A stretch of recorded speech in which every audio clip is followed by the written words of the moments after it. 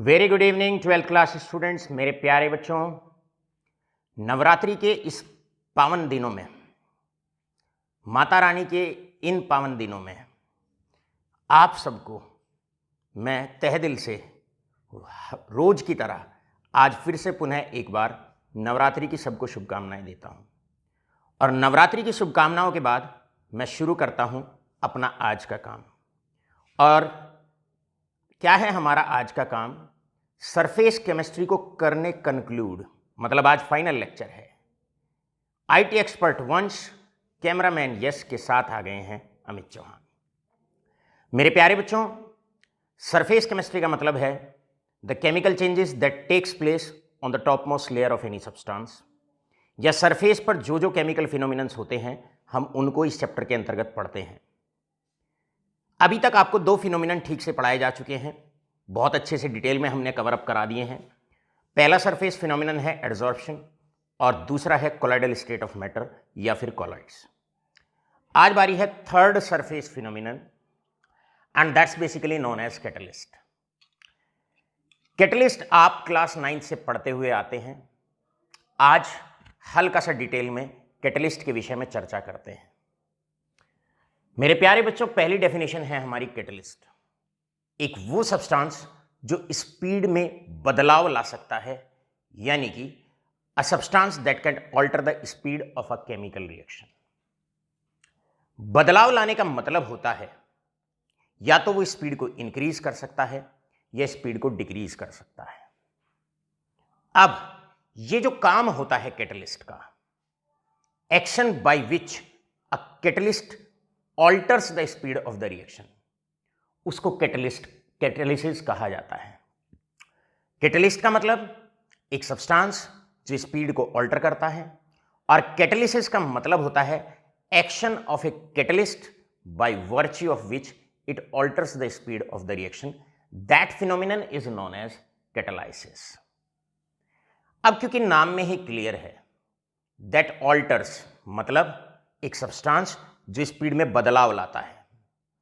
अब स्पीड के बिहाफ पर दो तरह के कैटलिस्ट या दो तरह की कैटालिसिस, मतलब अगर स्पीड बढ़ाता है तो पॉजिटिव कैटलिस्ट, और अगर कैटलिस्ट स्पीड को घटाता है केमिकल रिएक्शन की तो negative catalyst. Action of a substance to increase the speed of the reaction is known as positive catalysis, and action of a substance to decrease the speed of the reaction is known as negative catalysis।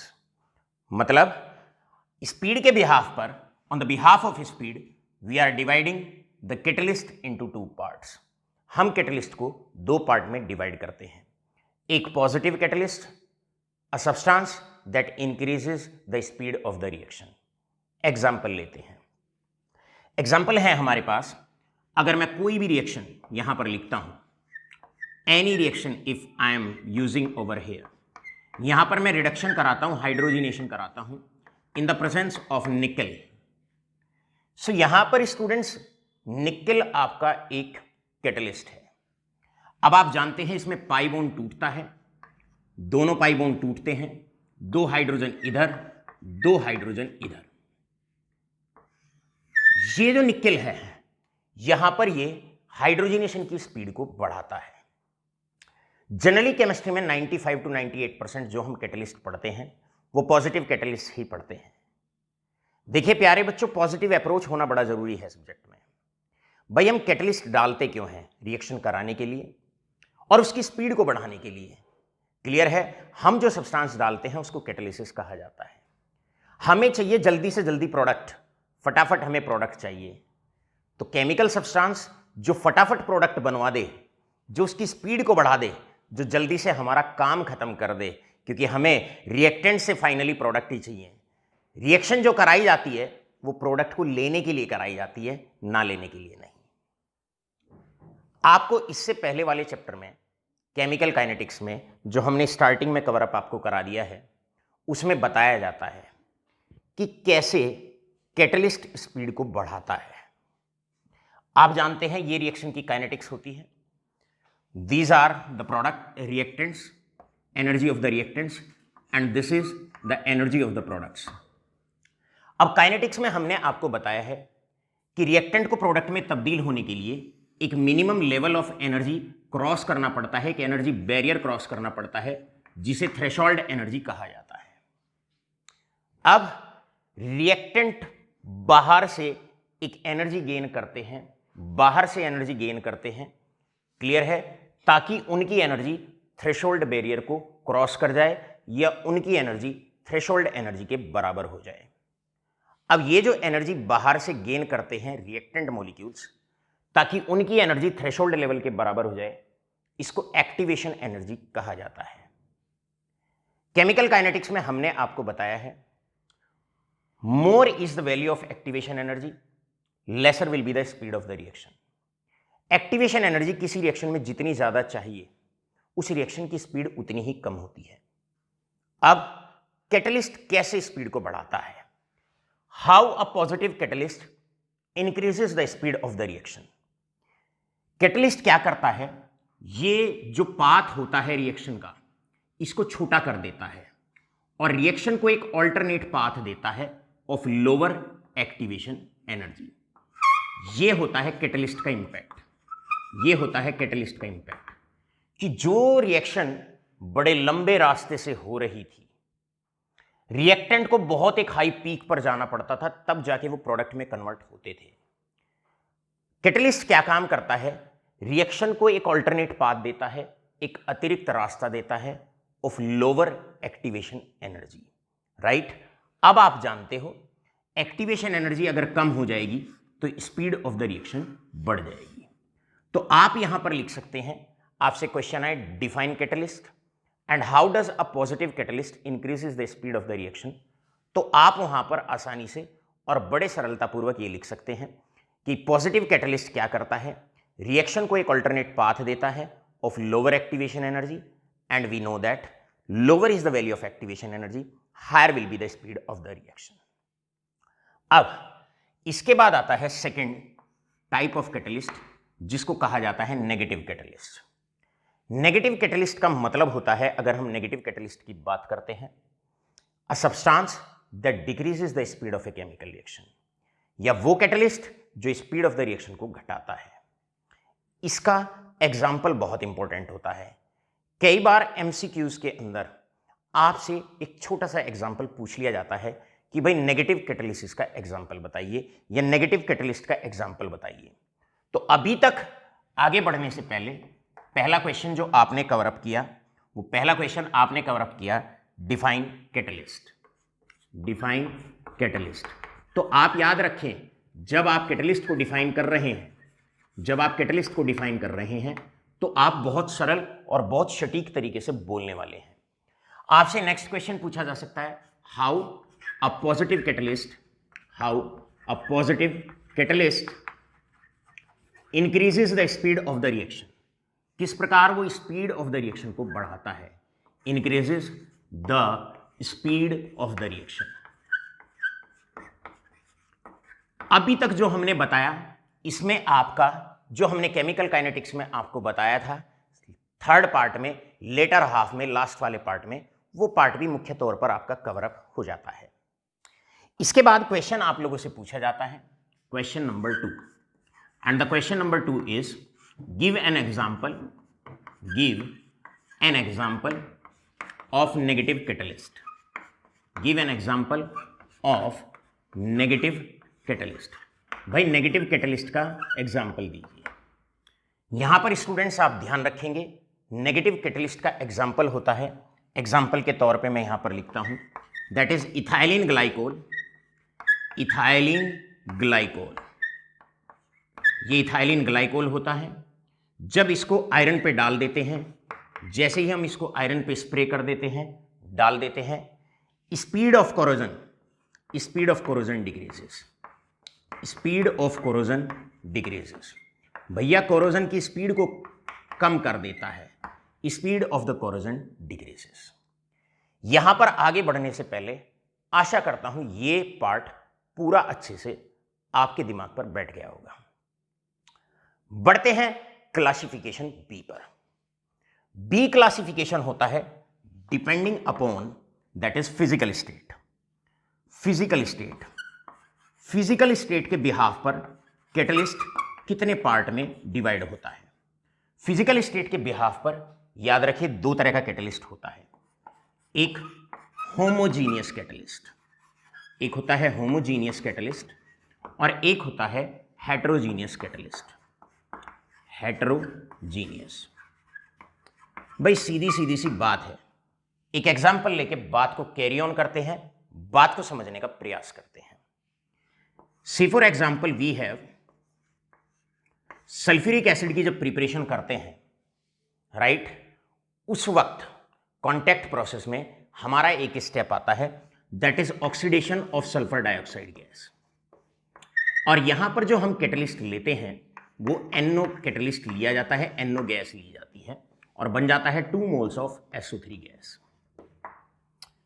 यहां पर आप देखेंगे physical state reactant का gas है और catalyst का भी gas है, यानी कि दोनों का अगर रिएक्टेंट मॉलिक्यूल्स का और आपके कैटलिस्ट का अगर फिजिकल स्टेट सेम होता है तो ऐसे कैटलिस्ट को होमोजीनियस कैटलिस्ट और इस फिनोमिनन को होमोजीनियस कैटालिसिस के नाम से पहचाना जाएगा, राइट। बढ़ते हैं हेटेरोजीनियस कैटालिसिस की तरफ। यह बहुत ज़्यादा इंपॉर्टेंट होती है और ज़्यादातर इस पे multiple number of times the questions can be asked. पहला स्टेप यहां पर सबसे पहले इसकी डेफिनेशन को डिफाइन करते हैं। एग्जाम्पल लेते हैं, जैसे कि N2 gas plus 3H2 gas plus 3H2 gas in the presence of iron forming 2 moles of NH3 gas. अब आप देखिए कैटलिस्ट आपका सॉलिड है और रिएक्टेंट आपके गैसेस हैं। इसका मतलब रिएक्टेंट का और कैटलिस्ट का फिजिकल स्टेट अलग अलग है। अगर फिजिकल स्टेट अलग अलग होता है तो ऐसे कैटलिस्ट को और ऐसे फिनोमिनन को हेटेरोजीनियस कैटालिसिस के नाम से पहचाना जाता है। आइए बच्चों सीखने की कोशिश करते हैं हेटेरोजीनियस कैटालिसिस के steps. Mechanism of heterogeneous catalysis बहुत इंपॉर्टेंट है। इस पर इसके तीनों स्टेप बहुत इंपॉर्टेंट है। हेटेरोजीनियस कैटालिसिस, यहां पर रिएक्शन 3 स्टेप में होती है। यह हेटेरोजीनियस कैटालिसिस मुख्य तौर पर 3 प्रकार होती है। पहला स्टेप होता है chemisorption. First step is chemisorption. Chemisorption पे बच्चों क्या होता है, what happens in the chemisorption step? आप जानते हैं जैसे ये आयरन है, ये आपका कैटलिस्ट है। Iron solid is catalyst. पहले स्टेप में रिएक्शन हो रही है 2 गैसेस के बीच में। अब गैस के मॉलिक्यूल्स आप जानते हैं जनरली दूर दूर रहते हैं, तो ये रहा N2 मॉलिक्यूल, ये रहा N2 मॉलिक्यूल और ये रहा H2 मॉलिक्यूल। तो सबसे पहले स्टेप में कैटलिस्ट क्या काम करता है, ये जो मॉलिक्यूल दूर दूर रहते हैं और दूर दूर रहने का मतलब है एक गिवन वॉल्यूम में इनकी मात्रा कम होती है, तो वो क्या करता है, इन्हें अपनी सरफेस पर एडजॉर्ब करता है। जो दूर दूर मॉलिक्यूल्स रहते हैं उन्हें पास बुलाता है और पास बुला के अपनी सरफेस पर बैठा लेता है और इस फिनोमिनन को कहा जाता है केमिजॉर्प्शन। केमिजॉर्प्शन से क्या होता है, जो मॉलिक्यूल्स दूर दूर रहते हैं वो पास पास आ जाते हैं, नजदीक आ जाते हैं। एक गिवन वॉल्यूम के अंदर कॉन्सेंट्रेशन ऑफ रिएक्टेंट बढ़ जाती है। एक गिवन वॉल्यूम के अंदर कॉन्सेंट्रेशन ऑफ द रिएक्टेंट बढ़ जाती है। और आप जानते हैं कॉन्सेंट्रेशन का और स्पीड का क्या रिलेशनशिप होता है, more is the concentration higher will be the speed of the reaction. तो पहले ही स्टेप में कॉन्सेंट्रेशन को बढ़ाकर जो हेटेरोजीनियस कैटलिस्ट होता है by the help of chemisorption speed of the reaction बढ़ाता है।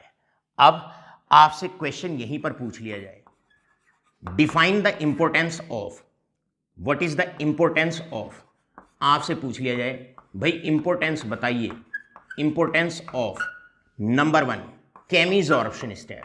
तो यहां पर आपका सीधा सीधा आंसर ये जाएगा, सीधा सीधा आंसर केमिजॉर्प्शन का जाएगा कि केमिजॉर्प्शन स्टेप के अंदर क्या होता है, जो जो कैटलिस्ट होता है वो रिएक्टेंट को अपनी सरफेस पर केमिसॉर्ब करता है।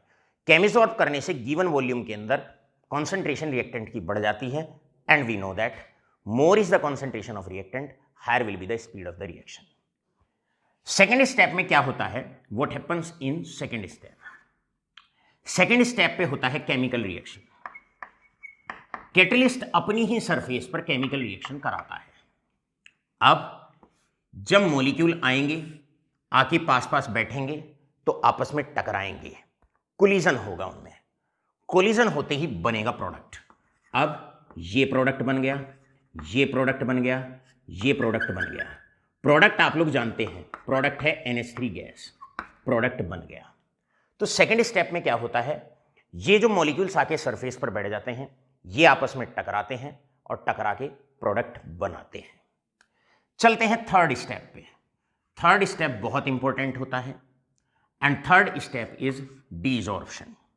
The third step is basically known as desorption. Third step होता है डीजॉर्प्शन। डीजॉर्प्शन स्टेप में क्या होता है बच्चों, what happens in the desorption step?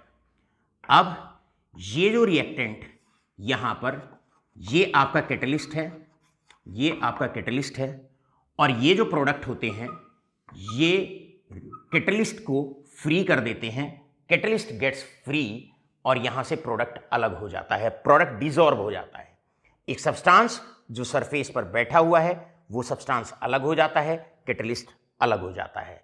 इस फिनोमिनन को कहा जाता है डीजॉर्प्शन, यानी कि रिमूवल ऑफ ऑलरेडी एडसॉर्ब्ड सब्सटेंस। यहां पर आकर कैटलिस्ट फ्री हो जाता है। अब एनसीईआरटी में क्वेश्चन है कि भाई बताइए डीजॉर्प्शन का इंपॉर्टेंस क्या है। तो डीजॉर्प्शन का इंपॉर्टेंस है, यहां से next question is importance of chemisorption आपने लिखना है, और सेकेंड पार्ट में what is the importance of desorption भी आपको तैयार करना है। भाई कैटलिस्ट का एक और मतलब होता है, एक सब्सटेंस जो कम मात्रा में रिएक्शन में डाला जाता है। अब कम मात्रा में क्यों डाला जाता है? क्योंकि कैटलिस्ट बार बार क्या करता है, रिसाइकल करता रहता है अपने आप को। रिसाइकल का मतलब पहले स्टेप में कैटलिस्ट ने कुछ मॉलिक्यूल्स को, थाउजेंड्स बिलियंस ऑफ मॉलिक्यूल्स होते हैं, स्टार्टिंग में कुछ मॉलिक्यूल्स को सरफेस पे बैठाया, उनके बीच में केमिकल रिएक्शन कराई, प्रोडक्ट बना के उसको फ्री कर दिया। फिर क्या करता है, दोबारा से फ्री हो गया, अब वापस से क्या करेगा, वापस से जो नए रिएक्टेंट हैं, जैसे ये रहा और ये रहा, फिर इन्हें अपनी सरफेस पर एडसॉर्ब कराएगा, फिर अपनी सरफेस पर इनको एडसॉर्ब कराएगा, राइट, और अब इनके बीच में केमिकल रिएक्शन कराएगा, फिर यहां पर प्रोडक्ट फॉर्मेशन होगी, फिर इनको फ्री करता रहेगा।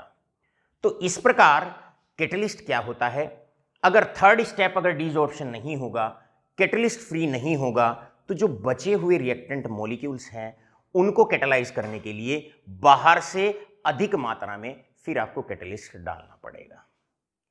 आशा करता हूं तीनों स्टेप बहुत अच्छे से आपके समझ में आ गए होंगे। यहां पर क्वेश्चन बनते हैं मैकेनिज्म पे तीन।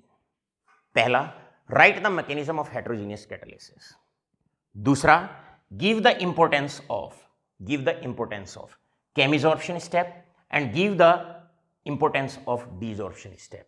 डीजॉर्प्शन में आप सबके अच्छे से समझ में आ गया होगा कि अगर डीजॉर्प्शन नहीं होगा तो कैटलिस्ट फ्री नहीं होगा, और एक बार में जितने रिएक्टेंट कैटलाइज होंगे बस उतने ही रिएक्टेंट कैटलाइज हो पाएंगे, जो रिएक्टेंट बच जाते हैं वो कैटलाइज नहीं होंगे, राइट। इसीलिए कैटलिस्ट क्या होता है, बार बार फ्री होता रहता है with the help of desorption, free होता रहेगा, बार बार नए रिएक्टेंट मॉलिक्यूल्स को पकड़ता रहेगा, प्रोडक्ट में तब्दील करता रहेगा, नए पकड़ता रहेगा, प्रोडक्ट में तब्दील करता रहेगा।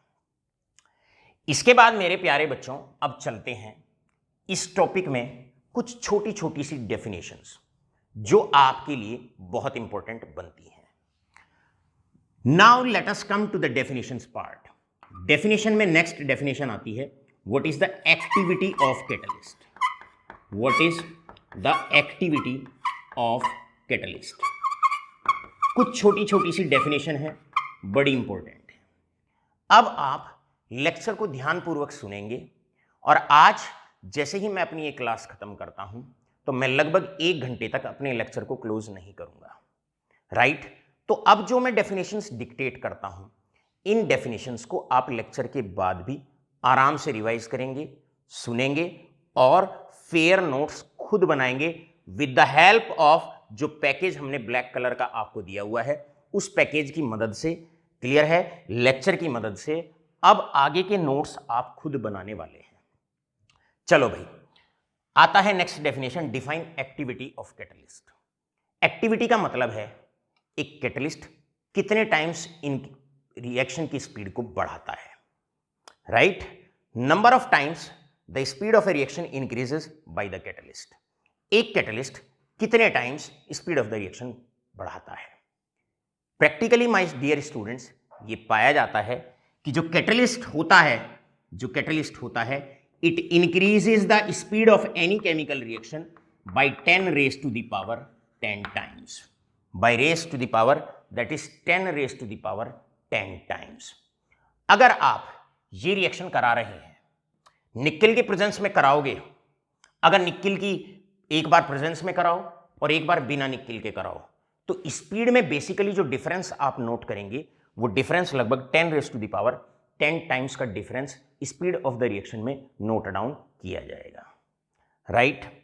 चलते हैं नेक्स्ट डेफिनेशन के प्रति। Next definition is selectivity of catalyst. भाई सेलेक्टिविटी का मतलब होता है एक कैटलिस्ट एक पर्टिकुलर क्लास ऑफ रिएक्टेंट को ही कैटलाइज करता है, और अगर रिएक्टेंट्स में तब्दील होता है, किसी तरह का बदलाव अगर हम करते हैं, तो एक ही कैटलिस्ट दूसरी क्लास ऑफ रिएक्टेंट को कैटलाइज नहीं करता है। एग्जाम्पल के तौर पे मैं लेता हूं, जैसे हम भी बड़े सेलेक्टिव से टीचर हैं। कैसे? भाई हम जो तैयारी कराते हैं वो CBSE और ICSE board, means the students particularly belonging to the English medium schools, right? English medium वालों का हम सिलेबस कराते हैं। Myself is not teaching the state board like UP board, Haryana board, उनके स्टूडेंट्स नहीं पढ़ाते हैं, तो हम सेलेक्टिव हुए। इसी प्रकार कैटलिस्ट भी क्या होता है? सेलेक्टिव होता है। एग्जाम्पल के तौर पे अगर चाहे मैं यहाँ कैटलिस्ट की बात करूँ, चाहे मैं एंजाइम्स की बात करूँ, एंजाइम्स भी आपके क्या होते हैं? बायोकैटलिस्ट होते हैं, दे आर बायोकैटलिस्ट। अब जैसे हमारे पास यूरिया है, अगर मुझे यूरिया की हाइड्रोलिसिस करानी है, तो कैटलिस्ट का हम इस्तेमाल करते हैं यूरिएज का, या एंजाइम का हम इस्तेमाल करते हैं यूरिएज का, और आसानी से यहां पर क्या होता है?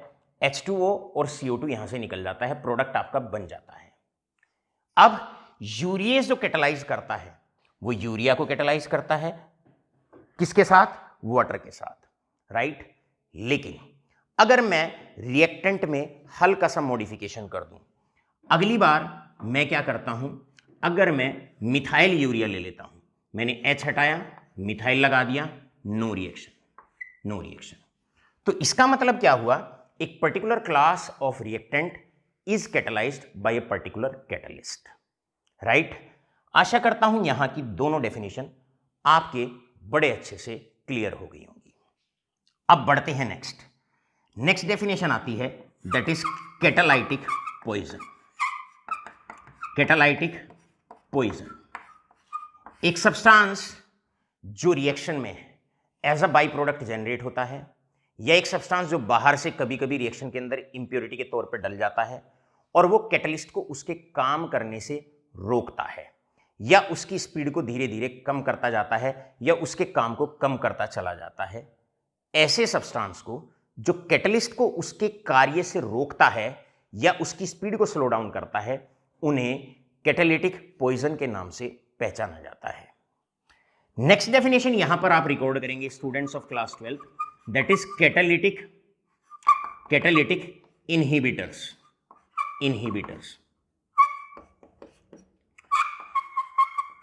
इनहिबिटर्स का मतलब होता है ऐसे सब्सटेंसेस जो कैटलिस्ट के काम को बंद कर देते हैं। पॉइजन में स्पीड धीरे धीरे उसका जो काम होता है वो धीरे धीरे कम होता जाता है, लेकिन इनहिबिटर्स ऐसे सब्सटेंसेस होते हैं जो कैटलिस्ट के कार्य को ही बंद कर देते हैं, स्टॉप कर देते हैं। नेक्स्ट डेफिनेशन पर हम चलते हैं, कैटलिस्ट की, and the next definition is very very important, and they are basically known as catalytic promoters. पहले आप फटाफट इसका स्क्रीनशॉट लें, चलते हैं फिर हम दूसरी तरफ बात करते हैं कैटालिटिक प्रोमोटर्स की। कैटालिटिक प्रोमोटर्स का मतलब होता है एक ऐसा सब्सटेंस जो कैटलिस्ट की एफिशिएंसी को बढ़ाता है। एक एग्जांपल लेके इस बात को समझते हैं। एक ऐसा सब्सटेंस जो कैटलिस्ट की एफिशिएंसी को बढ़ाता है, यानी कि एक substance which when added to the reaction increases the efficiency of the catalyst. मान लो एक टीचर है, बच्चों को कैटालाइज कराता है, उनकी स्पीड बढ़ाता है, किस तरीके से एक सब्जेक्ट को जल्दी से जल्दी कवर अप किया जाए, कैसे मार्क्स को ज़्यादा से ज़्यादा गेन किया जाए। अब पढ़ाते पढ़ाते जब टीचर थक जाते हैं, एक बैच पढ़ा लिया, 2 बैच पढ़ा लिए, तो वो उनकी जो एनर्जी कम डाउन हो जाती है, तो वो जूस पीते हैं, चाय पीते हैं, कॉफ़ी पीते हैं, कैफीन की मात्रा बढ़ती है, उससे एनर्जी लेवल बढ़ता है। तो कहने का मतलब क्या है, इसी प्रकार रिएक्शन में भी हम क्या करते हैं, बहुत बार एक additional substance in addition to the catalyst हम रिएक्शन में डालते हैं, और वो सब्सटेंस क्या करता है, वो कैटालिटिक प्रोमोटर की तरह काम करता है कि जैसे जैसे कैटलिस्ट जब काम करता रहे और उसकी एफिशिएंसी अगर कुछ समय बाद अगर कम हो जाती है, तो वो उसकी साइट्स को दोबारा से एक्टिव करता है और उसकी एफिशिएंसी को बढ़ाता है। एग्जाम्पल के तौर पे अगर हेबर्स प्रोसेस में ये N2 gas plus 3 moles of H2 gas, Haber's process में आप जानते हैं it is a preparation of ammonia. Haber's process के नाम से इस रिएक्शन को पहचाना जाता है, जाना जाता है। यहां पर आयरन एज ए कैटलिस्ट डाला जाता है, आयरन एज ए कैटलिस्ट, लेकिन साथ के साथ इसमें मोलिब्डेनम भी डाल दिया जाता है। सो मोलिब्डेनम यहां पर एक्ट करता है, मोलिब्डेनम यहां पर एक्ट करता है as catalytic promoter, as catalytic promoter, right, as catalytic promoter का यहां पर काम करता है। मतलब जब जब आयरन की कैटालिसिस के दौरान कुछ सरफेस साइट्स जब डीएक्टिव हो जाती हैं, राइट, तो उनको एक्टिव करने के लिए कैटालिटिक प्रोमोटर का काम करता है मोलिब्डेनम। दोबारा से आयरन की जो एफिशिएंसी होती है, स्पीड करने की जो एफिशिएंसी होती है, स्पीड अप करने की जो एफिशिएंसी होती है, उसको बढ़ाता रहता है। बढ़ते हैं आगे, इसके बाद चलते हैं लास्ट डेफिनेशन की तरफ, belonging to the class of catalyst. अब इसके बाद आती है next definition, and next definition is auto catalysis. बड़ी इंपॉर्टेंट सी डेफिनेशन है ऑटो कैटालिसिस। ऑटो कैटालिसिस, आज जितनी भी डेफिनेशंस आपको बताई जा रही हैं, लेक्चर वाइंड अप होने के बाद इन्हें आपने कॉपी में नोट डाउन करना है, और जो पैकेज आपको हमने सरफेस केमिस्ट्री का दिया हुआ है उसे भी साथ के साथ आप लेक्चर के बाद पढ़ेंगे। आप चाहेंगे तो लेक्चर अभी कुछ समय तक आपको अवेलेबल होगा, बार बार रिपीट कर रहा हूं, साथ के साथ ही कार्य करिएगा। दोबारा से मैं लेक्चर ओपन करने वाला नहीं हूं, इस बात को आप ध्यान रखिए। यहां पर आपसे क्वेश्चन पूछा जाता है, भाई what is the role of molybdenum in Haber's process. तो इस तरह के छोटे छोटे से क्वेश्चंस आपको नोट डाउन करने हैं और आंसर लिखना है, molybdenum act as catalytic promoter to increase the efficiency of iron catalyst. अब बारी आती है ऑटो कैटालिसिस। ऑटो कैटालिसिस का मतलब क्या होता है बच्चों?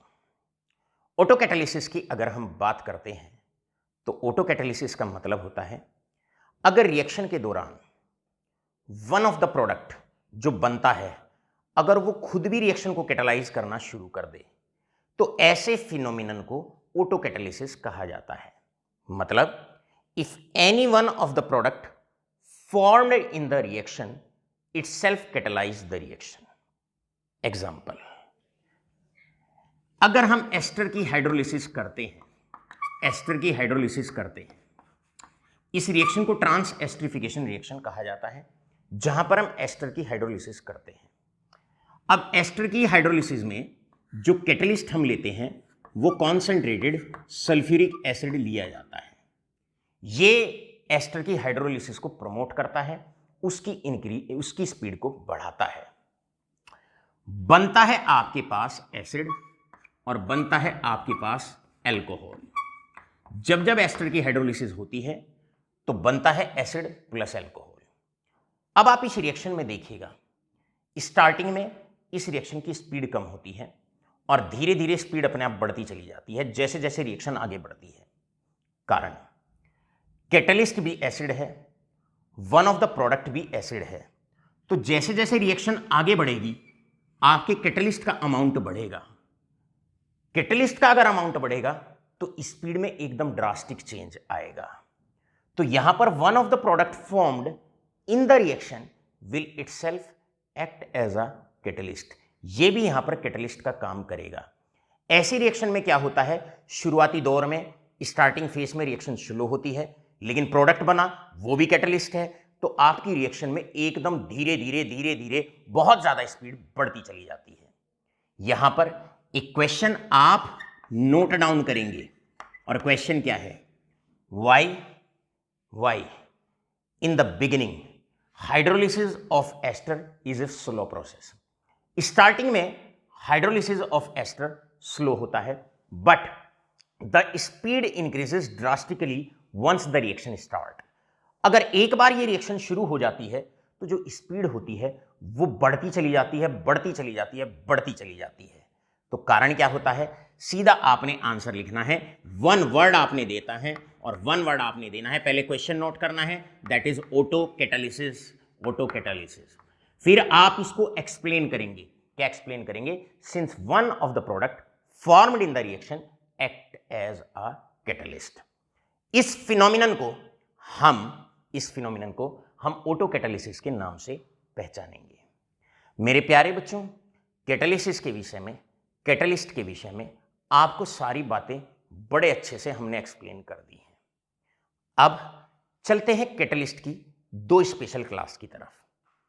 पहली स्पेशल क्लास ऑफ कैटलिस्ट जिनको हम जियोलाइट्स के नाम से पहचानते हैं, जियोलाइट्स के नाम से पहचानते हैं, जियोलाइट्स।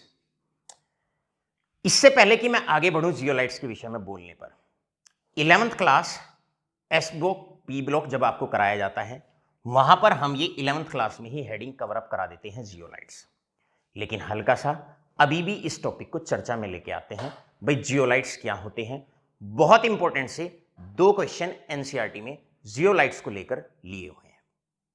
जियोलाइट्स क्या हैं, zeolites are aluminosilicates, aluminosilicates. They are aluminosilicates which catalyzes, जो catalyze करते हैं, which catalyzes the reactants, which catalyze the reactants having pore size in between 760 picometer 260 picometer to 740 picometre. बेटे सिलिकेट्स के अंदर एल्यूमिनियम को dope कर देते हैं, सिलिकेट्स के अंदर एल्यूमिनियम को डोप कर देते हैं और बन जाता है एल्यूमिनोसिलिकेट्स। ये जो एल्यूमिनोसिलिकेट्स होते हैं इनको हम कहते हैं जियोलाइट्स। इनकी खासियत क्या होती है, जियोलाइट्स एक इस तरह के कैटलिस्ट होते हैं जो केवल उन रिएक्टेंट मॉलिक्यूल्स को, ध्यान से सुनिए, ये एक स्पेशल क्लास ऑफ कैटलिस्ट होते हैं जो केवल और केवल उन रिएक्टेंट मॉलिक्यूल्स को कैटलाइज करते हैं जिनका साइज इस रेंज के अंदर होता है, जिनका साइज इस रेंज के अंदर होता है। यहां पर पहला क्वेश्चन आपसे पूछा जाएगा, डिफाइन जियोलाइट्स। सबसे पहले जियोलाइट्स को डिफाइन करें। इसके बाद, क्योंकि ये केवल उन्हीं रिएक्टेंट्स को कैटलाइज करते हैं जिन रिएक्टेंट्स का साइज 260 पिकोमीटर से लेके 740 पिकोमीटर के बीच में लाई करता है, इसीलिए इनको शेप सेलेक्टिव या साइज सेलेक्टिव कैटलिस्ट भी कहा जाता है। सेलेक्टिव कैटलिस्ट के नाम से भी इनको पहचाना जाता है। यहां पर आपके स्टूडेंट्स दो क्वेश्चन कवर अप होते हैं। पहला, डिफाइन जियोलाइट्स। आपको बहुत अच्छे से जियोलाइट्स की डेफिनेशन आपने लिखनी है। इसके बाद क्वेश्चन आता है, question number 2, why zeolites are zeolites are shape selective catalyst. भाई इनको हम शेप सेलेक्टिव कैटलिस्ट क्यों कहते हैं, शेप सेलेक्टिव कैटलिस्ट क्यों कहा जाता है, why they are known as shape selective catalyst. साथ के साथ माय बिलवड स्टूडेंट्स, जियोलाइट्स का जनरली जो जनरल फॉर्मूला होता है, कई बार इसे भी आपको लर्न करना चाहिए और एमसीक्यूज के अंदर इसका जनरल फॉर्मूला भी कई बार पूछ लिया जाता है। एग्जाम्पल के तौर पे इनका जो जनरल फॉर्मूला होता है mx/n, mx/n। x का मतलब, ये m का मतलब मेटल और x का मतलब चार्ज किसी भी मेटल पे। AlO2 x, क्लियर है, SiO2y डॉट ZH2, कुछ वाटर ऑफ क्रिस्टलाइजेशन होते हैं, राइट। ये इसका जनरल फॉर्मूला होता है। Alumino silicates SiO2 AlO2, SiO2 का कंपाउंड होता है, सिलिका का कंपाउंड होता है, उसमें एल्यूमिनियम डोप कर देते हैं, बन गए एल्यूमिनो सिलिकेट। साथ के साथ एज काउंटर एटम कुछ आयंस भी, आपके मेटल आयंस भी प्रेजेंट होते हैं, राइट। और ये है उस मेटल पे चार्ज। जब एल्यूमिनो सिलिकेट्स बनाए जाते हैं अर्थात जियोलाइट्स बनाए जाते हैं, कुछ वाटर ऑफ क्रिस्टलाइजेशन उनकी पोर्स के अंदर एंट्रैप रह जाते हैं, उनकी जो इंटरस्टिशियल साइट होती है उनमें एंट्रैप रह जाते हैं, इसी लास्ट में आगे लिखा हुआ है ZH2। जियोलाइट का सबसे अच्छा इस्तेमाल होता है, लर्न करेंगे एग्जाम्पल ZSM5। जियोलाइट का एक एग्जाम्पल है ZSM5 और हम इसका इस्तेमाल करते हैं पेट्रोलियम इंडस्ट्री के अंदर, जहां पर हम एल्कोहल को कन्वर्ट करते हैं गैसोलीन में, राइट। तो एल्कोहल को अगर गैसोलीन में कन्वर्ट करना हो तब हम कौन से जियोलाइट का इस्तेमाल करते हैं, हम वहां पर जियोलाइट का इस्तेमाल करते हैं, ZSM5 का इस्तेमाल करते हैं। इस प्रकार 3-4 छोटे छोटे से क्वेश्चन आप जियोलाइट पर भी तैयार कर लेंगे। पहला क्वेश्चन क्या है, define zeolites, they are alumino silicates and catalyse the reactants having the pore size 260 to 740 picometre. Question आता है इन्हें शेप सेलेक्टिव कैटलिस्ट क्यों कहा जाता है। शेप सेलेक्टिव इसलिए कहते हैं क्योंकि ये एक पर्टिकुलर शेप या साइज के रिएक्टेंट को ही कैटलाइज करते हैं जिनका पोर साइज 260 से लेके 740 पिकोमीटर के बीच में लाई करता है। मेरे प्यारे बच्चों, यहां पर आकर आपका थर्ड फिनोमिनन पूरा हो जाता है। ये आपका थर्ड फिनोमिनन भी पूरा हो जाता है, सरफेस फिनोमिनन पूरा हो जाता है। इसके बाद अब बारी है लास्ट, जिसको हम एंजाइम कहते हैं। एंजाइम के बारे में 2-3 बातें बता देता हूं और इसके बाद इन्हें आप नोट डाउन करेंगे फेयर नोटबुक में। और एंजाइम्स की बात करते हैं। एंजाइम्स हैं आपके क्या बेटा है, enzymes are the biocatalyst. Globular proteins होते हैं और बायोकैटलिस्ट होते हैं जो बायोकेमिकल रिएक्शंस को कैटलाइज करते हैं। I repeat, enzymes are biocatalyst या ग्लोबुलर प्रोटीन जो कैटलाइज करते हैं biochemical reactions, chemical reactions associated with life या लिविंग ऑर्गेनिजम्स। इनको जो सब्सटेंसेस कैटलाइज करते हैं, ग्लोबुलर प्रोटीन्स जो इनको कैटलाइज करते हैं, उन्हें हम एंजाइम्स कहते हैं। एंजाइम और कैटलिस्ट में कोई 2 डिफरेंस आपसे किसी भी लेवल ऑफ एग्जाम पे पूछे जा सकते हैं। पहला डिफरेंस, एंजाइम की कैटालिसिस स्पीड बहुत ज्यादा होती है as comparison to normal catalyst. Note करिए अभी साथ के साथ, catalyst speed of the reaction को बढ़ाता है 10 to the power 10 times. Enzymes speed बढ़ाते हैं 10 to the power 20 टाइम्स। तो आपको पता होना चाहिए कि जब हम बात करते हैं कैटलिस्ट की और हम बात करते हैं एंजाइम्स की, तो एक्टिविटी किसकी ज्यादा होती है, एक्टिविटी ज्यादा होती है एंजाइम्स की। सेकंड पॉइंट, आपको बहुत अच्छे से डिफरेंस का पता होना चाहिए। एंजाइम्स की एक खासियत है और खासियत ये है कि ये एक पर्टिकुलर टेम्परेचर और पर्टिकुलर पीएच पर ही काम करते हैं, जबकि कैटलिस्ट एक रेंज के अंदर काम कर सकते हैं, एक रेंज के अंदर काम कर सकते हैं। So enzymes are highly specific to temperature and pH. और टेम्परेचर आप लोग जानते हैं 37 डिग्री सेल्सियस पे एंजाइम काम करते हैं और pH 7.6 स्लाइटली एल्कलाइन मीडियम पे एंजाइम काम करता है। अगर हमारी बॉडी का pH चेंज हो जाए या टेम्परेचर चेंज हो जाए तो एंजाइम्स काम करना बंद कर देंगे, सारी मेटाबॉलिक रिएक्शंस जो हैं वो खत्म हो जाएंगी, वो रुक जाएंगी and ultimately leads to untimely death. All right, यहां पर आकर आज के लेक्चर के विषय में कुछ बातें हैं। स्टूडेंट्स ऑफ क्लास 12 कुछ बच्चे ये कहेंगे कि सर अब कैटलिस्ट और एंजाइम तो सिलेबस से कट गया है। मेरे प्यारे बच्चों, मैं आपसे कहता हूं कि हमारा और आपका जो कमिटमेंट है वो केवल सीबीएसई या आईसीएसई 12th बोर्ड एग्जाम का नहीं, बल्कि नीट और जेई का भी हमारा और आपका कमिटमेंट है। मैं ये चाहता हूं मेरा बच्चा जब 12th क्रॉस करके भी जाए और BTech, chemical engineering, BSc general chemistry honours किसी भी कोर्स में अगर वो जाए तो वो किसी तरह की केमिस्ट्री में किसी भी पॉइंट पर कमजोरी महसूस ना करे।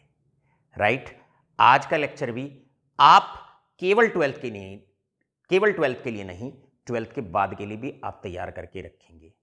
यहां आकर हमारा सरफेस केमिस्ट्री बहुत अच्छे से समाप्त होता है। आशा करता हूं आपका दिन शुभ हो, बची हुई शाम अब शुभ हो। धन्यवाद।